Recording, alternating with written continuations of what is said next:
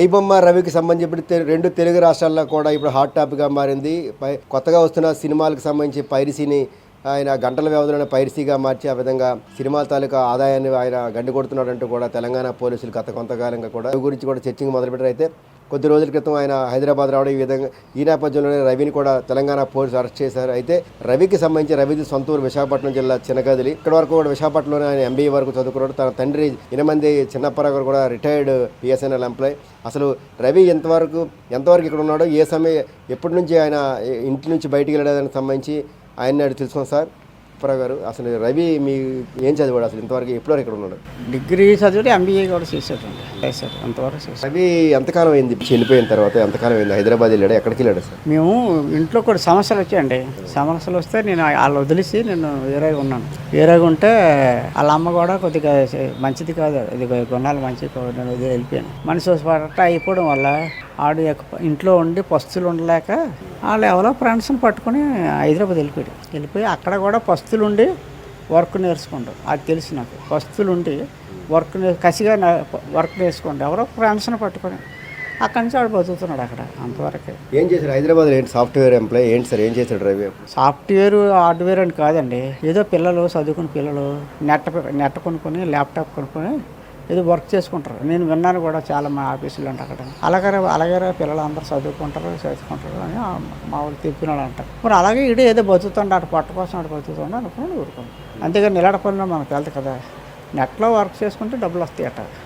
ఏదో net work ఏదో ఉంటే అలాంటిది ఏదో చేసుకుంటున్నాడు, ఆడు పట్టాడు పోషించుకుంటున్నాడు. మీ దగ్గర ఎంతకాలం నుంచి ఎంతకాలం ఉన్నాడు మీ దగ్గర? అదే రవి ఇప్పుడు హైదరాబాద్ లేకుండా అక్కడ విదేశాల్లో ఉంటున్నాడు, కరేబియన్ దీవులో ఉంటున్నాడు. ఈ సినిమాలన్నీ కూడా వచ్చిన రిలీజ్ అయిన సినిమాని వెంటనే కూడా ఆయన పైరసీ చేసి ఆయన నెట్లో పెడుతున్నాడు. దీనివల్ల సినిమా ఇండస్ట్రీకి ఇంచుమించుగా 7,000 కోట్ల, అంటే ఈయననే కాదు చాలామంది పైరసీ చేయడం వల్ల 7,000 కోట్ల నష్టం వస్తుంది. గతంలో కూడా ఆయన పోలీసులే బెదిరించాడు, మీరు దమ్ముంటే అరెస్ట్ చేసుకోండి అనేసి కూడా బెదిరించాడట. ఆ దృష్టికి వచ్చిందని మీకు అది? ఆ వివరాలన్నీ మాకు తెలుదండి. ఈ జ్యూస్ జరిగిన తర్వాత కూడా నాకు తెలుదు. ఆ తెల్లారి విలేకరులు అందరూ వస్తే నాకు తెలిసింది. ఆడు అంత చేసాడో ఏడు చేసాడో అవన్నీ నాకు తెలుదు. నాకు తెలిసిందే చెప్తాను, తెలియదు నేను చెప్పలేను. ఆడు ఏం చేశాడో పోలీసులు ఆల్రెడీ పట్టుకున్నారు కదా. అవన్నీ ఆ పోలీసులు ఆ కోర్టులో అన్నీ చూసుకుంటాయి. నాకు అవన్నీ నెదట్లో పెట్టుకున్నంత ఇది లేదు. తలనొప్పి నాకెందుకు తలనొప్పులు?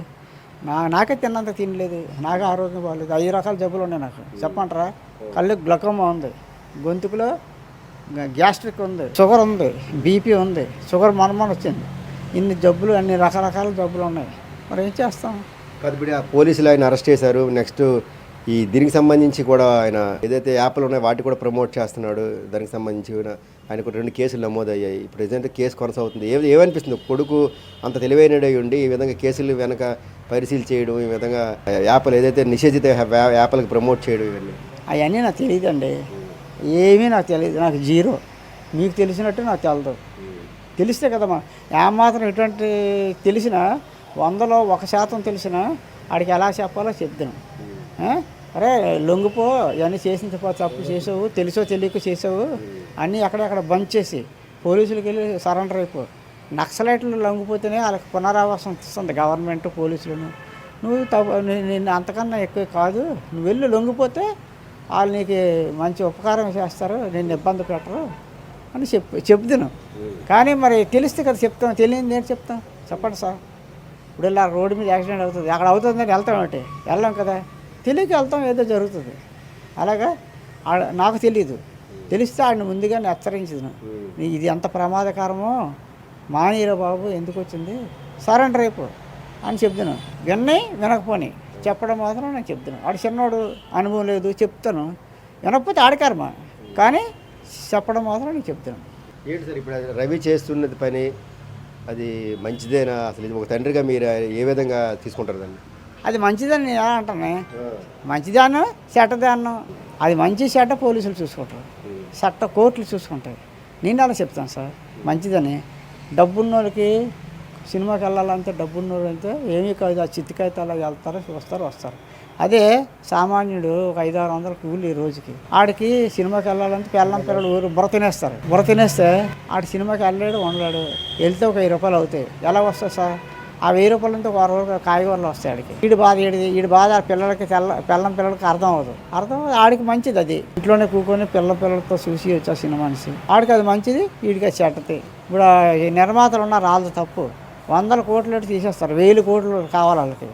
ఎట్సా మన మీద ప్రేమ ఎక్కువ తీసేస్తానరా, లేకపోతే దేశం మీద ప్రేమ ఎక్కువ చూస్తారు. దేశభక్తి ఉంది వాళ్ళను. దేశభక్తి దేశం కోసం నేను చచ్చిపోవడానికి రెడీగా ఉన్నాను ఇప్పుడు ఈ క్షణమే. దేశం కోసం అయితే అలాంటి వాళ్ళు ఉన్నారా? దేశం కోసం ఎవరు లేరు.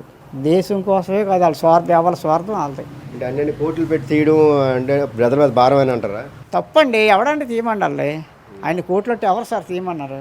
మంచి తక్కువలో వస్తారు, మంచి యాక్టర్లు ఉన్నారు. ఎన్టీ రామారావు మనవాడు కళ్యాణ్ రామ్ ఉన్నాడు, జూనియర్ ఎన్టీ రామారావు ఉన్నాడు, రాజశేఖర్ ఉన్నాడు, సుమన్ ఉన్నాడు. వీళ్ళందరూ తట్టపూడి రవి ఉన్నాడు, వేణు. వీళ్ళందరూ తక్కువలో యాక్ట్ చేస్తారు, బాగా యాక్ట్ చేస్తారు. అలా చెయ్యండి. మీకు ఆలు నచ్చలేదు అనుకోండి, ఊరుకోండి. కాలేజీలు ఉన్నాయి, బోల్డ్ యూనివర్సిటీలు ఉన్నాయి. మన రాష్ట్రంలోనే కాదు మన దేశం అంతా ఉన్నాయి. మీకు నచ్చిన దగ్గరికి వెళ్ళండి.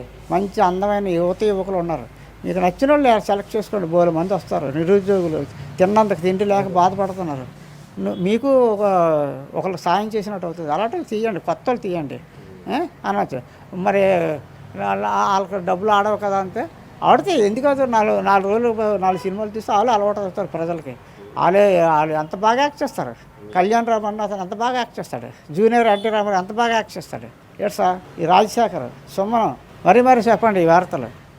వాళ్ళంత చక్కగా యాక్ట్ చేసిన వాళ్ళు వెనక్కి తొక్కేస్తారా? పనికిమాలి ఎదలకి ముందు డబ్బులు ఇచ్చి 100 కోట్లు ఇచ్చి పడతారా? ఒక కూలోడు అక్కడ సినిమాల్లో పనిచేసిన కూలోడు ఉంటారు కదా, ఆ కూలోళ్ళు 10 సార్లు యాక్ట్ చేస్తేనే కానీ వాళ్ళు ఇలాగ యాక్ట్ చేయరు. యాక్ట్ చేస్తే కట్ట అంటారు. వాళ్ళకెందుకండి 100 కోట్లు? కలెక్టర్లు, ఐఏఎస్ కలెక్టర్లు, ఐపీఎస్ పోలీసులు ఎంతో కష్టపడి వాళ్ళు చదువుతారు. ఆ స్థాయికి రావాలంటే వాళ్ళకే లేవు లక్షలు జీతాలు. అలాంటిది వీళ్ళకి కోట్ల. కొన్ని కలెక్టర్లకి, ఐపీఎస్ ఆఫీసర్లకి జీతాలు ఇవ్వనండి. నేను హ్యాపీ. వాళ్ళకి చదివిన చదువులకి దాహోసం అవుతాం. సినిమా అనేది వాళ్ళ సొంత ఇది డబ్బులు పెట్టి తీసుకుంటారు. జనాల్లో ఏమీ బలవంతం చేయట్లేదు. వాళ్ళు ఇష్టపడితే చూస్తారు, లేకపోతే లేదనేది నిర్మాతల మాట. ఈయన చట్టవిరుద్ధంగా ఇది ఐటీ యాక్ట్ ప్రకారం ఈయన రవేనే కాదు ఎవరైనా సరే సినిమాని పైరసీ చేయడం అనేది నేరం, చట్టరీత్యా నేరం. సినిమాలు తీసుకొని వాళ్ళ ఇంట్లో ఆడించుకోమనండి. అది సొంత విషయం. సినిమాలు తీసుకోనండి, ఇంట్లో ఆడించుకోమన్నాడు. టీవీ పెట్టి ఇది పబ్లిక్ హాల్లోకి వచ్చిందంటే పబ్లిక్ అవుద్ది. పబ్లిక్ కూడా చూడాలి. ఈయన ఈ పబ్లిక్ కూడా ఒక దృష్టిలో పెట్టుకోవాలి. పబ్లిక్ డబ్బు ఇస్తేనే కదా నువ్వు అంత ఇస్తాను. మరి అలా పబ్లిక్ని ఆలోచన చెప్పేది ఎలా సార్? అంతేనా? అటు సొంతంగా సినిమా తీసుకొని సొంత ఇంట్లో వేసుకొని చూసుకోమన్నాను. అది సొంతం. ఇది బయటకు థియేటర్లకు వదులుతుంటారు కాబట్టి పబ్లిక్ ఏమైనా పడాలా అంటే ఏం చేయాలంటారు మీరు? రేట్లు నిర్మాతలతో తప్పండి. తక్కువ యాక్సేషన్ది, తక్కువ డబ్బు ఇచ్చి విదేశాలకు వెళ్ళక్కర్లేదు. విదేశాలకు వెళ్ళి తీయక్కర్లేదు. మన ఇండియాలోను, మన భారతదేశంలోను ఎన్నో రాష్ట్రాలు ఉన్నాయి. ఒక్కొక్క రాష్ట్రంలో ఒక్కొక్క సిలిండర్స్ ఉంటాయి, ఎన్నో సిలిండర్స్ ఉంటాయి. అలాంటిదే మన డబ్బు మన దగ్గర ఉంటుంది. అప్పుడు సినిమా తీస్తే, మన ఇండియాలో తీస్తే మన డబ్బు మన దగ్గర ఉంటుంది. విదేశాలకు ఎందుకు వెళ్ళి 100 కోట్లు తగలబెట్టడం ఎందుకు? ఇక్కడ తీయండి. ఇదివరకు పాత సినిమాలు ఉండేవి, మన రాష్ట్రంలోనే తీశారు, మన స్టూడియోల్లోనే తీశారు. ఎంత చక్కగా ఆడేవి. అబ్బా ఎంత బాగుంది అనుకున్నారు. అలాంటిదేమో సినిమాకి వెళ్తే వెళ్ళాలనిపిస్తుంది. వెళ్ళిన తర్వాత ఎందుకురా కారం వెళ్ళాం అనిపిస్తుంది. పెద్ద సౌండ్లు రేట్ ఎక్కువ పెట్టడం అనేది తప్పు అంటారు మీరు? ముమ్మాటికి రేట్ ఎక్కడో కాదు. వాళ్ళు బాగా అక్కడ పెంచేస్తున్నారు. ఆ డబ్బు ఏమో ప్రజల మీద వేసేస్తున్నారు. అంత డబ్బు ఎక్కడం ఎందుకు? ప్రజల మీద వేసేయడం ఎందుకు? మీరు అక్కడ తక్కువ తీయండి. తక్కువ మంది బోల్డ్ మంది వస్తారు సార్. చెప్పాను కదా, బోల్డ్ మంది వస్తారు యాక్ట్ చేయడానికి. ఇప్పుడు అంటే మీ అబ్బాయి పైరసీ చేసి ప్రజలకి తక్కువగా చూపిస్తున్నాడు అనేది మంచిదేనా, సమర్థిస్తున్నారా? మీరు అడిగారని నేను చెప్పాను సార్. అది మంచిదని నేను అన్న, చెడ్డదని అన్న. డబ్బు ఉన్నవాడికి అది చెడ్డది, డబ్బు లేనివాడు పేదవాడికి మంచిది. అది మంచి చెడ్డ చెప్పినంత వాడిని కాదు. ఆ పోలీసులు, న్యాయస్థానాలు, కోర్టులు అన్నీ ఉన్నాయి. వాళ్ళు చూసుకుంటారు. అలాంటి మంచి చట్టాలు చెప్పేవాడిని కాదు నేను. ఇది కోర్టు కాదు, పోలీస్ స్టేషన్ కాదు. ఆయన దగ్గర కొన్ని ఆధారాలు తీసుకున్నారు, ఆయన దగ్గర ల్యాప్టాప్ తీసుకున్నారు, పైరసీ చేస్తున్న అంతా తీసుకున్నారు. ఆయన మీద కేసు నమోతుంది. రేపు ఏదైనా కేసు నమోదు అయితే ఆయన మీద ప్రూవ్ అయితే 3 ఏళ్ళు 4 ఏళ్ళు జైలు శిక్ష పడుతుంది. తండ్రిగా మీరు అప్పుడు బాధపడతారు కదా? బాధపడడం తప్ప చేసేది ఏమి లేదు. బాధపడడం తప్ప చేసేది సున్నా ఏమీ చేయలేము. కాకపోతే వాళ్ళకు రిక్వెస్ట్ చేసేది ఏంటంటే ఆయన కొద్దిగా ఇబ్బంది పెట్టకుండా అవసరమైతే 2 జల్లలు కొట్టండి, తప్పులేదు. కొట్టి ఎప్పుడు ఇలాంటి పనులు చేయకు అని వార్నింగ్ ఇచ్చి వదిలేయండి. వదిలేయండి కాదు, ఏదో తక్కువ శిక్ష పడేటట్టు చూడండి. వాడికి వార్నింగ్ ఇవ్వండి. ఇది ఇంకోసారి చేసావంటే మంచిది కాదు, బొక్కలేసేస్తామని చెప్పి ఫ్రీగా ఆడికి ఏదో చేయాలి. తప్పు చేయకూడదని అంటారు. అది పనిష్మెంట్ కింద వస్తుంది, అది చేయకూడదు. ఎందుకంటే అది సినిమాలు ఎంత వేల మంది సినిమా ఇండస్ట్రీ నాశనం అవుద్ది ఈ విధంగా చేయడం వల్ల అని చెప్పి వాళ్ళు అంటారు పోలీసులు. ఇంకోటి వార్నింగ్ ఇచ్చాడు, మాకే వార్నింగ్ ఇచ్చాడు ఆయన, మీ దమ్ముండి అరెస్ట్ చేయను అనేసి రవి వార్నింగ్ ఇచ్చాడు పోలీసులు. రవి వార్నింగ్ ఇవ్వడం అంతే తప్పండి. అది పోలీసులకు వార్నింగ్ ఇవ్వడం ఏంటండి? అలా అంత అమాయకులు ఏంటండి పోలీసులు? వార్నింగ్ ఇచ్చినంత వార్నింగ్ ఇచ్చినంత పెద్దడు ఏంటండి? చట్టానికి మనం తల ఒగ్గే ఉండాలి, చట్టం లోబడి పని చేయాలి. లోబడి పని చేసినాడు ఆ పోలీసులు కూడా ఏమో అనరు. చట్టానికి లోబడి పని చేయండి, ఏమీ అనరు పోలీసులు. లేదా మన నీకు తెలియదు అనుకో, పోలీసుల దగ్గర పర్మిషన్ తీసుకోండి, చట్టం దగ్గర పర్మిషన్ తీసుకొని పని చేసుకో, అప్పుడు నీ ఊసేస్తారు. అలాగా పనికి మళ్ళీ వేసాలు వేస్తే ప్రభుత్వం చూస్తూ ఊరుకోదు కదా. అందుగురించి మనం అలాంటి పని చేయకూడదు. నిర్మాతలు కొంతమంది ఆయన్ని ఎన్కౌంటర్ చేయాలి, ఆయన సినిమాని నాశనం చేస్తున్నాడని కొంతమంది నిర్మాతలు అంటున్నారు. ఏమంటారు తండ్రి గారు? ఆ నిర్మాతలు ఎదవాలి కాబట్టి అలా మాట్లాడారు. ఆడికి బ్లాక్ మనీలు ఉంటాయి, వాళ్ళకి ఒక 500 కోట్లు ఎట్టి తీస్తారు, 1000 కోట్లు కావాలి వాళ్ళకి. ఇది వైట్ మనీగా చేసుకుంటారు. అప్పుడు బ్లాక్ మనీ ఉంటుంది కాబట్టి వైట్ మనీ చేసుకుంటారు. ఆడికి నష్టం కలుగుతుంది, ఆడు అంటాడు బాధ కలుగుతుంది. పేదోడు అంట కదా, పేదోడికి ఏం పని అనడానికి. కాబట్టి నేను వాళ్ళని అన్న ఇల్లు అన్నాను, నన్ను అన్నాడు కాబట్టి నేను అంటున్నాను, నా కొడుకుని నన్ను అన్నాడు కాబట్టి అంటున్నాను. అంతవరకే. ఎన్కౌంటర్ చేయాలన్నోడిని, ఉరి తీయాలన్నోడిని ఆడిని ఎన్కౌంటర్ చేస్తే ఆడిని ఉరి తీసేస్తే అప్పుడు ఆ బాధ ఏటో ఆ నొప్పి ఏటో ఆడికి తెలుస్తుంది.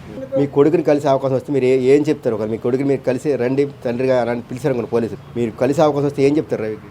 బాబు నేను రాలేను, నా ఆరోగ్యం బాగోలేదు, ఏమైనా అడిగితే ఫోన్లో అడగండి, నేను చెప్తాను. కానీ అక్కడికి వచ్చి ఓపిక శక్తి లేదు నాకు, దయచేసి నన్ను మన్నించండి అని చెప్తాను. నేను రవి చేసింది పూర్తి స్థాయిలో సమర్థించను, కానీ అలాగనే సినిమా నిర్మాతలు కూడా వందల వేల కోట్లు బ్లాక్ మనీని వైట్ చేసి కూడా సినిమాలు తీస్తారు. అలాంటి వ్యక్తులు తక్కువ రేటు పెట్టి చిన్న చిన్న యాక్ట్లు పెట్టి సినిమాలు తీయొచ్చు కదా, ప్రజలు ఎందుకు ఇబ్బంది పెడతారని కూడా ఐబొమ్మ రవి తండ్రి అప్పారావు అయితే మండిపడుతున్న పరిస్థితి. ఎట్టి పరిస్థితుల్లో కూడా తన కొడుకు తప్పు చేస్తే ఆయన్ని ఖచ్చితంగా పనిష్మెంట్ ఇవ్వాల్సిందే. కాకపోతే ఏదైనా తప్పు చేస్తే ఆయన్ని కొంత పనిష్మెంట్ ఇచ్చి ఆయన్ని వదిలిపెట్టాలంటూ కూడా రవి తండ్రి అప్పారావు అయితే పోలీసులు కోరుతున్న పరిస్థితి. ఎట్టి పరిస్థితుల్లో కూడా నేను సమర్థించను. అలాగని సినిమా నిర్మాతలు కూడా ఇష్టానుసారంగా కోట్లు పెట్టి అది ప్రజలమైన భారం వేయడం సరికాదంటూ కూడా ఆయన స్పష్టం చేస్తున్న పరిస్థితి. వేడి జర్నలిస్ట్ రాఘవతరాము, అభినవ్ భారత్, విశాఖపట్నం.